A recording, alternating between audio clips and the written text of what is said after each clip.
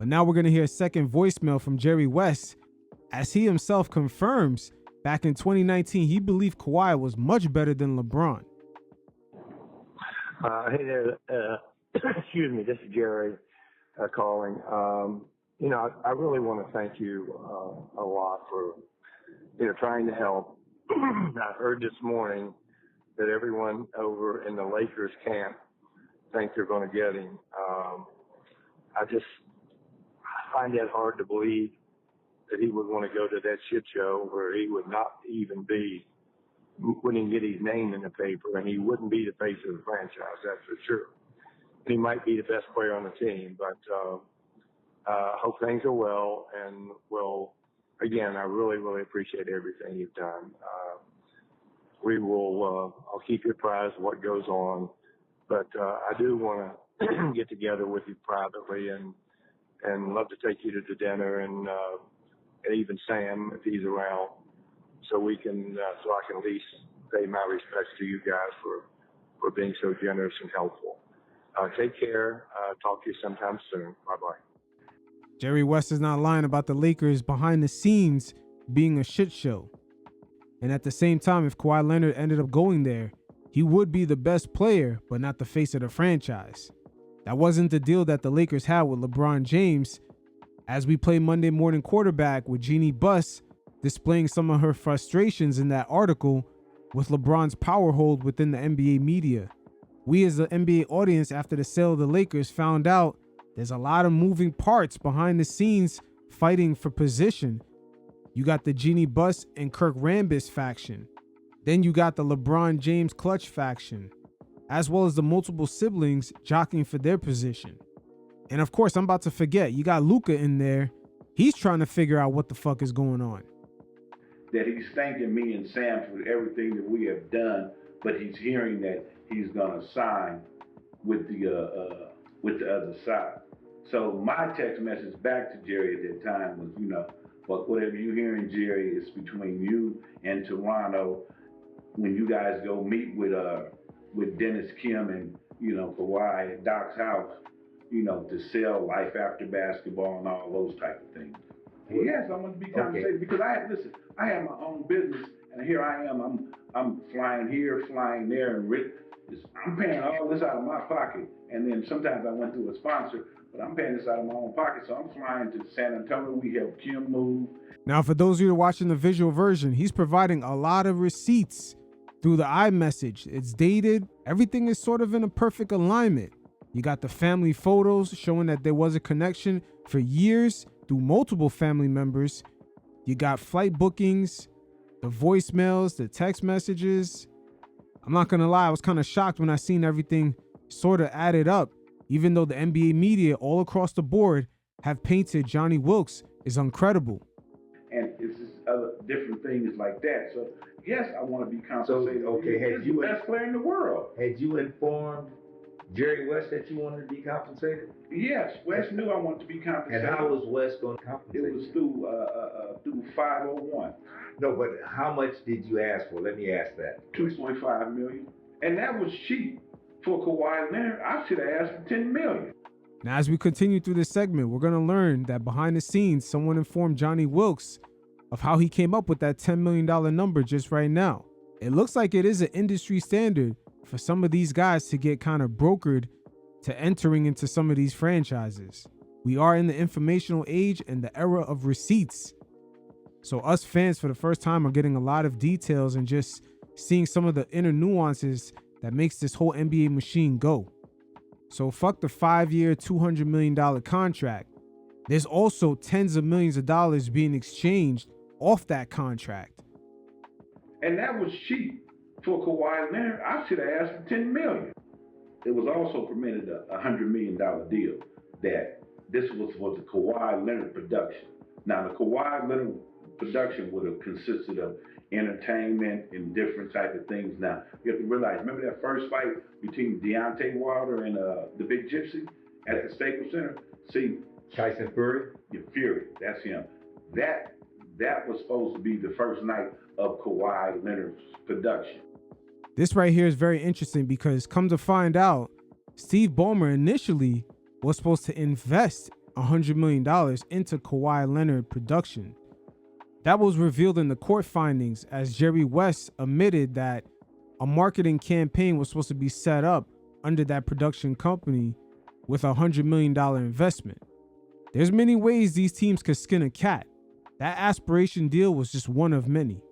And he was going to be introduced to Los Angeles, and they were going to have some of the Clippers there, but it never took place because Dennis never let Al go in and speak to Mr. Ballmer. And it was so much that Dennis did that, and he just kind of messed me up with some people in my life. And that's why I'm sitting there telling the story.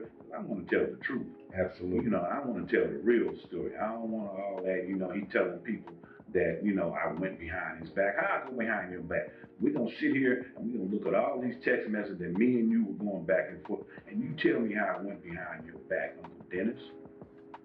So not only did you have the relationship with Uncle Dennis, you had the relationship with Kawhi's mom, Kim.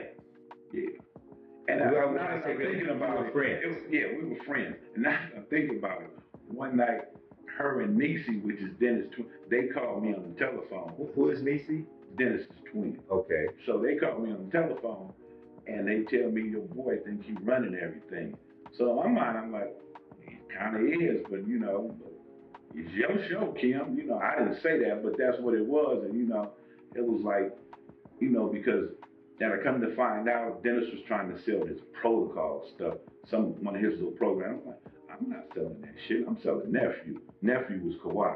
Yes. I don't want to sell Kawhi. So my thing was to get Al Heyman, Mr. Ballmer together, and see, from my understanding, Al Heyman wanted everybody at the table. He just didn't want Dennis, him, and he wanted everybody. So it was times that they were asking me, well, can you get Kim to talk to us?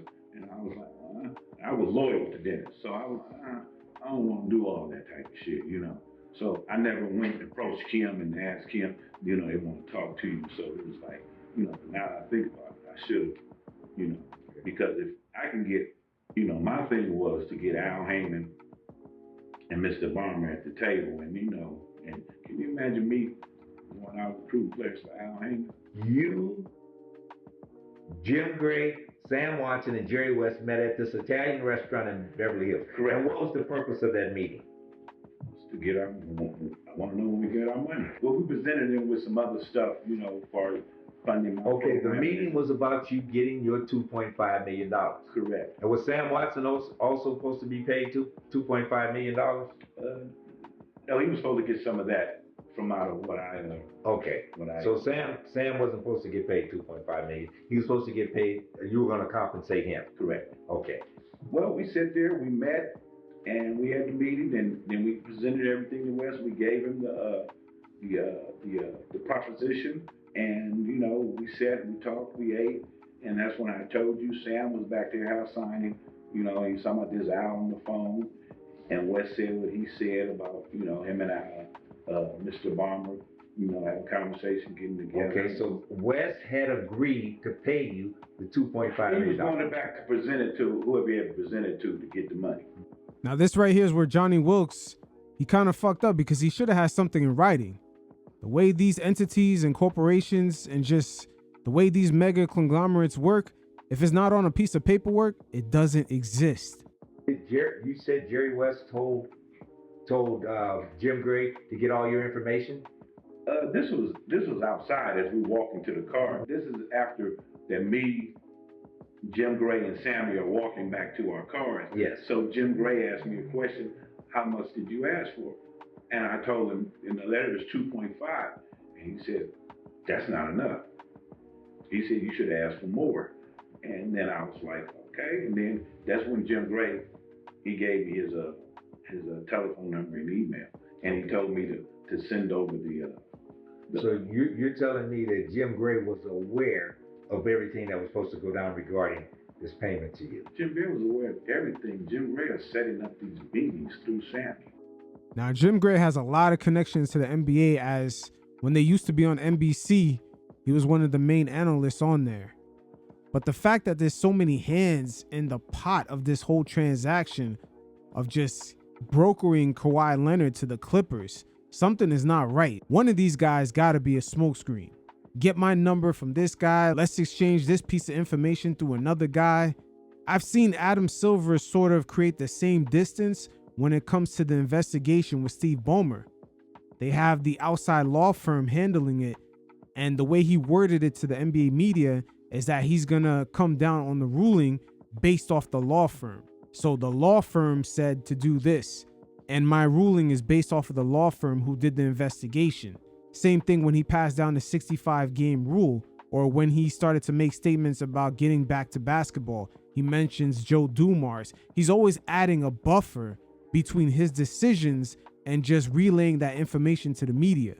So fast forward right here, Johnny Wilkes gives some insight into how he was trying to get his money even after Kawhi has signed with the Clippers. And once again, this is the importance of getting the paperwork down, because if there's no paperwork on any type of promise of payment, that shit does not exist. And Johnny Wilkes is way too old not to fucking know that.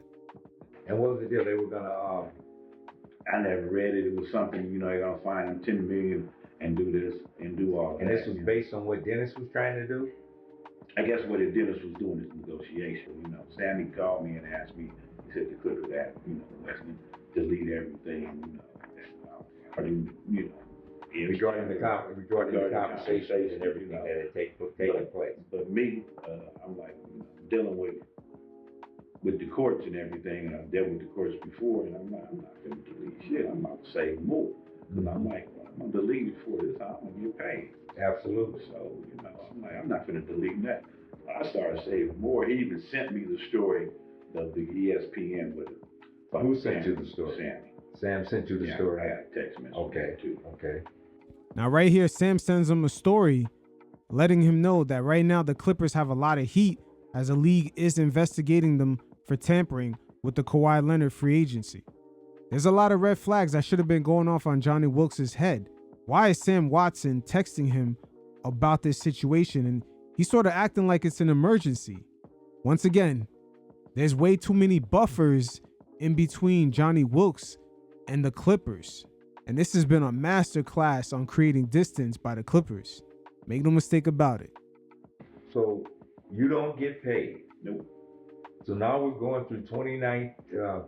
We're in 2020. Kawhi's playing with the Clippers. They're having their season, and you still haven't gotten paid.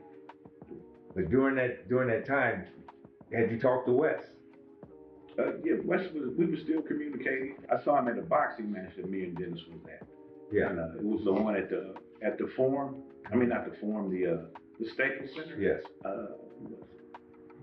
Forgot the two boxers, but we was there and we saw him afterwards. And he said he had been trying to get in contact, but he was calling the 818 number. And I'm like, that's not my number. I know who number. That's Sammy's number. Right. So he was calling 818. So I gave him my number that day, and then we started communicating. That sounds like a lie to me, because Jerry West earlier, he left a voicemail. He let it be known who it was, and he exactly knew who he was talking to. So how the hell, all of a sudden, when it comes to knowing that he owes a payment, all of a sudden he's dialing the wrong number? Get the fuck out of here. This is a beautiful thing when you get older. Like when you get up to your 80s and 90s like Jerry West was, you get to use that excuse of just, I didn't know what the fuck I was doing. Old age. Not my number. I know who number. That's Sammy's number. Right. So he was calling 818. So I gave him my number that day, and then we started communicating. Okay, and what is Wes saying at that time about you getting paid? He said that, he kind of told me the best way that I would get paid to present a proposal and do it all over. So I presented a proposal because my friend, her boss, and they had a facility out in San Pedro. So we was gonna put the dome up there. It's like they had the tent. So we was gonna put that up, run our programs through there, and try to get paid like. Now that right there is one of the ways that some of these teams could end up paying a third party. They're acting like they're making a donation or just a payment to a athletic program. Uncle Dennis does have a similar play that he has out in New Jersey. These guys are definitely hustlers. They know that they're dealing with billionaires who they themselves funnel money in order to get certain political favors or just business favors for things to go their way. The Steve Ballmer aspiration situation is only one layer, as someone who worked within that entity also was involved with Steve Ballmer throughout the years and multiple non-profits. Matter of fact, Steve Ballmer was still quote unquote donating to that one guy's other foundations even after aspiration had basically folded.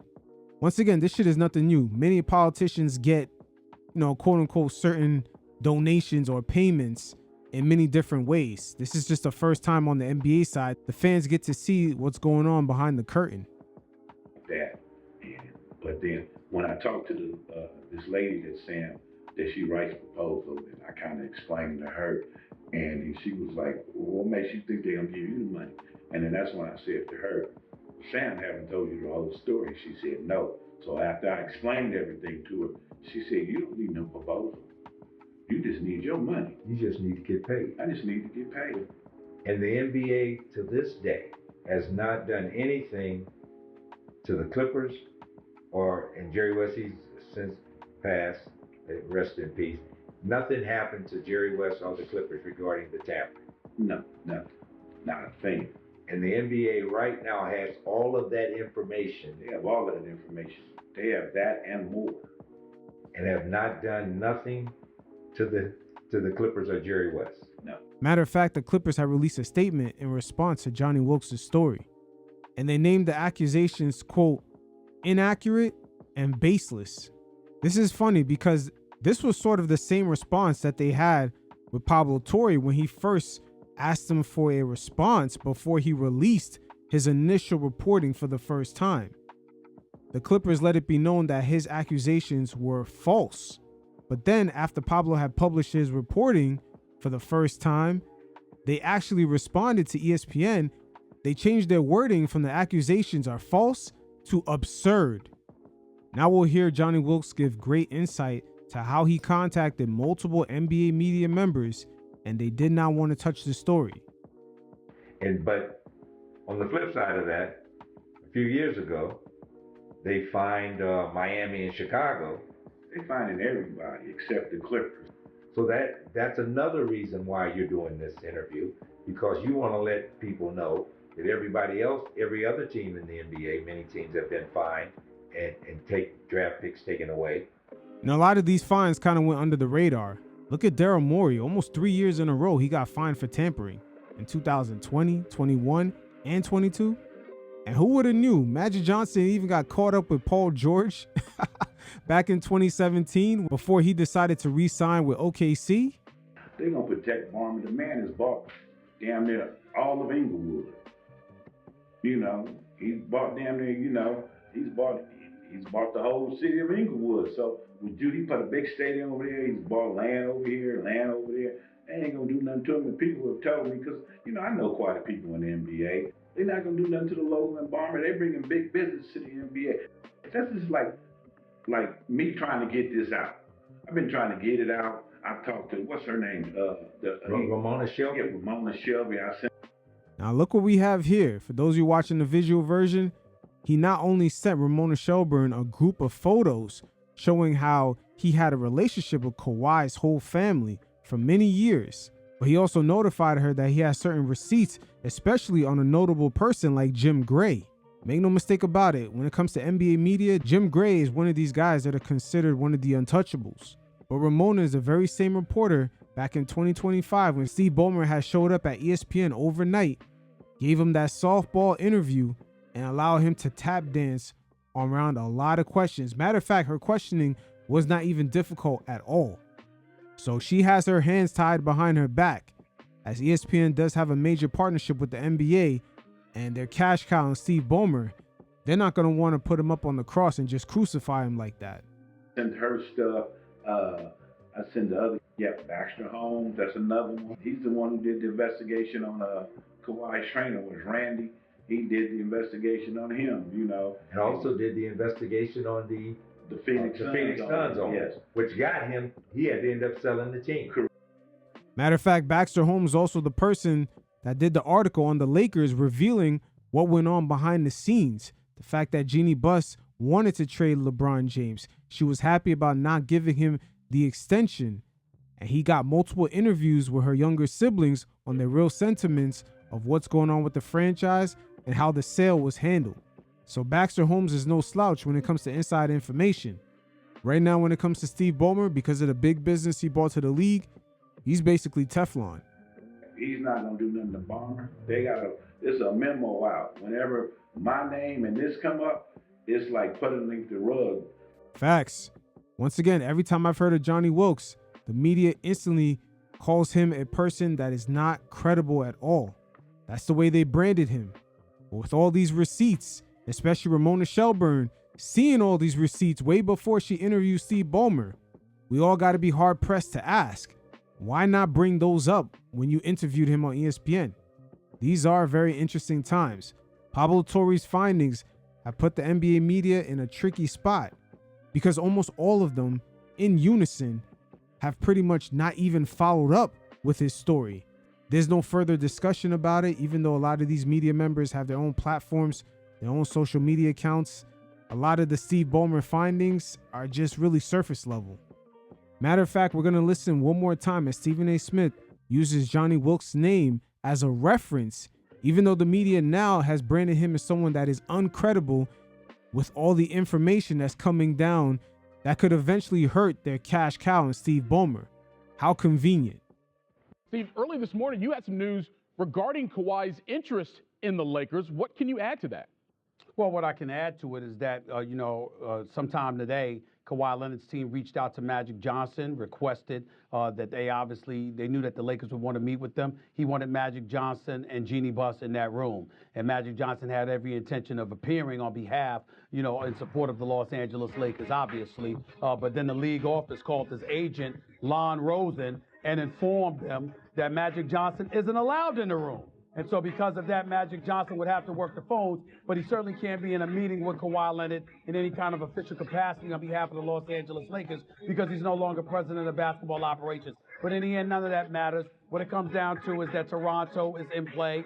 The Clippers are in play. And when it comes to Magic Johnson, Jeannie Buss, and the Los Angeles Lakers, you have a Magic Johnson that has known Dennis Robinson, Kawhi Leonard's uncle, for quite some time, known Wilkes, one of Kawhi Leonard's close confidants who's out of UCLA.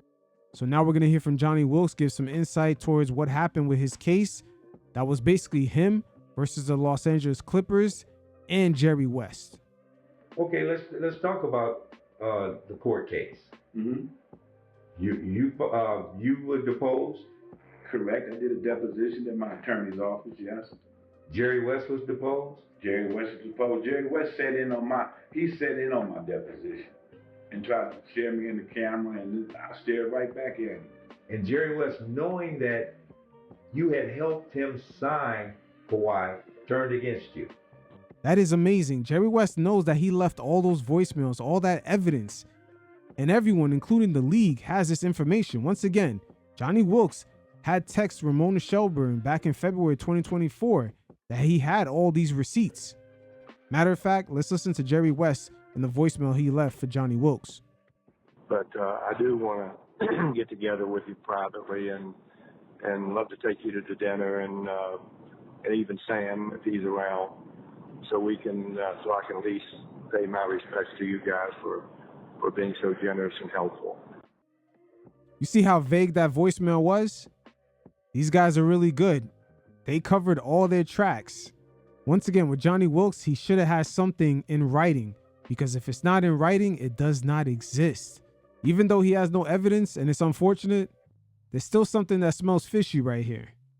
Not only did he turn against me, Sam Watson turned against me. I call him Uncle Sammy now. And Uncle Dennis. Yeah, both of them unks, yes.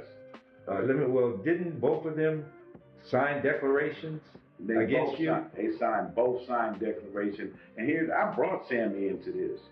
He signed a declaration with them. And then he's going to tell me he didn't get paid. Come on now.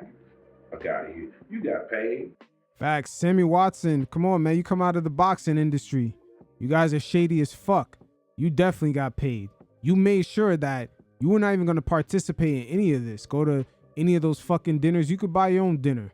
You were not showing up unless you got paid. Matter of fact, it wouldn't shock me if Johnny Wilkes was the dumb money at the table. He was the one getting finessed the whole time. Yes. You got paid through Jim Gray and, Jerry West. Jerry West got paid handsomely. Yeah, absolutely. And so the judge ended up dismissing the case, didn't he? Listen to me. Mr. Balmer did his deposition, and it was things said in there that they, this how ridiculous this was. They turned over some evidence to us. The same thing I told Jerry West, he told Mr. Balmer. And you have a text message of Jerry West texting you, and because now he thinks the deal is not going to happen, right? Now I gotta admit right here, for those of you watching the visual version, the text messages are coming from a phone where the number isn't necessarily saved. So we don't really know who exactly is it coming from. They could say it's Jerry West, it could be Jerry West, but these guys being businessmen, they have many different phones and phone numbers for different reasons. So there's a lot of buffer that they put between themselves and Johnny Wilkes. At some point, it's gotta click in their head that Steve Ballmer or just anyone doing business on a multi-million-dollar level, a lot of the information, just the way things are exchanged, it has to be more direct. There's just way too many middlemen, especially coming out of the boxing world. That shit is already suspicious off a rip. And he's texting you, asking you what's going on. And then you tell him what's going on. You have the text message, and then Jerry West texts his Balmer. Yes. And that was in the discovery. Correct. So Balmer knew Jerry West was negotiating. Yeah, I think I didn't sit into Mr. Balmer's deposition because I had something to do, but yeah, he knew, because from my understanding, when my attorney told me that he admitted that West did some things wrong. He admitted that, but it's the funny thing. Only deposition you can read now is mine. Everybody else is sealed. And I didn't understand why my attorney didn't do Dennis and Sammy. I really didn't understand it. I still don't understand it to this day. Now talk to me about the appeals hearing. What took place at the appeals hearing? Well, the appeals hearing, just Dwayne Lyons, or their attorney, he got up and he talked about he could have got all this information out of the back of the newspaper. He called me a hanger-on. What did he say, hanger-on? Like I was a groupie or something. With Dennis. You were hanging around like with a groupie with Dennis. Man, get out of here. And you had been knowing Dennis for over 40 years. The groupie with Dennis, come on now. And then he said that the fact that the information that you gave Jerry West, you could have got off the back of a newspaper? He told me I could have got off the back of a newspaper. So what you shared with Jerry West? What I shared with Jerry West. So it was like, man, get out of here. So I kind of, figured that, my feeling is that, Balmer's money went a long way. He might, reach out and touch them. I kind of feel like afterwards, because after he did his deposition, the next day, my attorney told me the case is dismissed. I'm like, what? How is this? He should have did this. The judge should have did that from Jump Street. What they dismissed the case on. Yeah. So. Yeah, what they dismissed the case on, I'm like, come on now. Yeah, Ballmer money does go a long way, because at the end of the day, that aspiration deal with how much money he had to put in just to get Kawhi paid the like $150 million, you're looking at over $400 million, almost $500 million just to pay Kawhi $150. That includes the multiple investments made into aspiration, even after they were going through financial issues, and just making sure that Kawhi got paid on time. But yeah, Steve Ballmer's money definitely goes a long way, because he does have the equity to buy almost half the NBA, if not the whole thing. So in closing, what would you want? What in closing, tell me what you really feel. I want to be compensated for what I did. Listen to me. Dennis, he didn't have to worry about LA. I had the Lakers locked up, the Clippers locked up, and it was just a matter of which one he was going to go to. But after Irv quit, we already knew where he was definitely going to go. Either they didn't make the trade for Paul George, he's going back to Toronto. If they make the trade, he's a Clipper. The Lakers, after Irv quit, they were done. You hear that, Laker fans? Magic Johnson was your last line into getting Kawhi that summer. In the eyes of Kawhi's camp, there was no one really trustworthy of him even being there. As Johnny Wilkes has stated earlier, The feelings on Rob Pelinka is, I'm not sure about him. Now, what are your thoughts about Jerry West? I respect Mr. West. Mr. West, I don't know if it came down to what Dennis, because when Sam gave me when he called me and had the conversation, that Dennis told them to not pay Who me. is them? The Clipper organization, Lawrence Frank? He was part of the meeting. I'm sure he was part of the meeting, all of them. Because here's another thing. After that little episode at the Ritz-Carlton, when Kawhi asked me what happened to meeting with Al Heyman, we had went over to the Clippers facility. And when we got to the Clippers facility, Kawhi was sitting in the back. Now this is exact words he said to Dennis. I'm gonna fire your ass just like I fired the rest of them motherfuckers. So Dennis say, you can't fire me. I got you the best deal with the Clippers. And I look at Dennis like, well, you left $100 million on the table. You didn't even let Al Heyman go in and talk for the million. And for Kawhi to be asking me at the hotel, what happened with this meeting with Al Heyman, and I look at you, and then you go to my Fed case. That says a lot right there. So your thoughts on Jerry West? What are your thoughts on Jerry West? Mr. West, he the things he said about Jeannie Buss, I didn't like, but everything else, he was trying to sell me everything positive on Kawhi, and he was all aboard, until Dennis said, don't pay me, and then the whole thing kind of changed up, and I had to go through, filing a lawsuit and doing all of this. And still to this day, sitting here, what is this, 4 or 5 years later, I'm still here talking about it. And Mr. West has passed away, and there's some things that happened when, we were still going to Mr. West, serving them papers with different things, and then he passed away. I really don't have nothing bad to say about Jerry. I'm just like, it's off. Because Dennis. But let's just be honest here. Jerry was not a man of his word. Let's be honest with you. That's correct. Yeah. That's Jerry correct. was not a man of his word. I wouldn't necessarily say that, even though, of course we don't know him personally, but when it comes to business, if that shit is not on a piece of paper, there's no written agreement that you could present to a judge, that shit is not real. It doesn't exist. It's fairy tale. Fuck giving your word. Once you have a document, it's notarized, there's an agreement, that's evidence you could present to a judge. And in this case, it looks like Johnny Wilkes, he got finessed. They threw a bunch of smoke screens at him.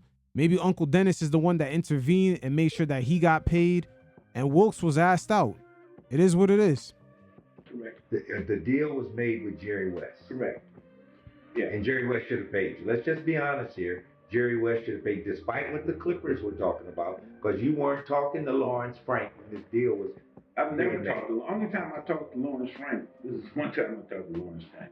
So him and Dennis come out of the facility. So Dennis got some Clipper shirts in his hand, and Dennis handed me the shirts and tell me this is thanks Clippers, thank you for getting me for signing for some T-shirts. I still got them shirts. I want to burn them motherfuckers. I have no qualms with Steve Ballmer. And why is that? Mr. Ballmer paid Mr. West. And Mr. West, I'm sure he distributed his portion of money to Jim Gray and Sam Watson. And I was the low man on the podium, which I was really the man. And they never paid me because they thought I was just a nobody, that I wouldn't fight it, that I wouldn't, do anything. It's the night that I filed, I had so many phone calls I had from my pastor at my church, Sam Watson calling.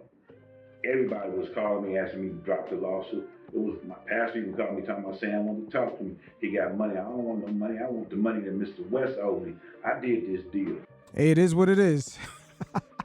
It sounds like a whole story of fuckery, I'm not gonna lie. But at the end of the day, there is a whole economy of these guys choosing what teams to go to. As I do believe the part with Jim Gray letting him know that he could have got way more money than the 2.5 he was asking for. And that's the beautiful thing about today's media landscape. Johnny Wilkes is able to get his side of the story out, even though throughout the mainstream part of the NBA media, they have labeled him and just branded him as an uncredible source, a guy that's a hang-around. But with all the evidence he has provided, he's known Kawhi's family for years, multiple family members, including his mother. So it is what it is. I'm sure more details will eventually come out on this whole Kawhi Leonard and how he got to LA. This shit is multi-layered, and it's revealing a lot of the inner nuances that are going on behind the curtain, behind the scenes of this whole machine we like to call NBA free agency.